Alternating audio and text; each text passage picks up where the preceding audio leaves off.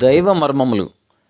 సహోదరుడు భక్తి సింగ్ గారి అనుభవంలో దేవుడు ఆయనకు బయలుపరిచిన దైవ మర్మములు. మార్చి 30. మీరు పైనుండి శక్తి పొందు వరకు పట్టణములో నిలిచియుండుడి. లూకా సువార్త 24:49.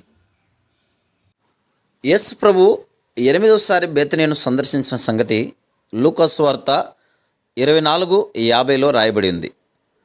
ప్రభు బేతనియ నుండి పరలోకమునకు ఎక్కిపోయెను.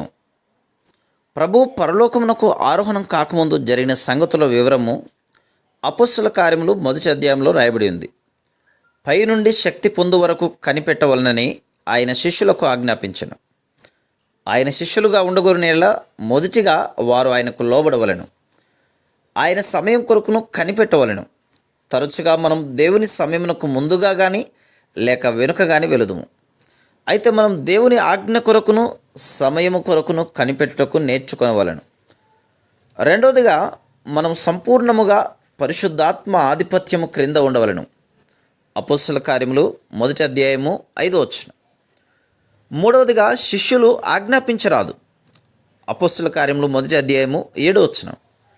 మనం ఆయన స్వాధీనంలో ఎల్లప్పుడూ ఉండవలెను. ఆయన సర్వాధికారి. Praise the lord.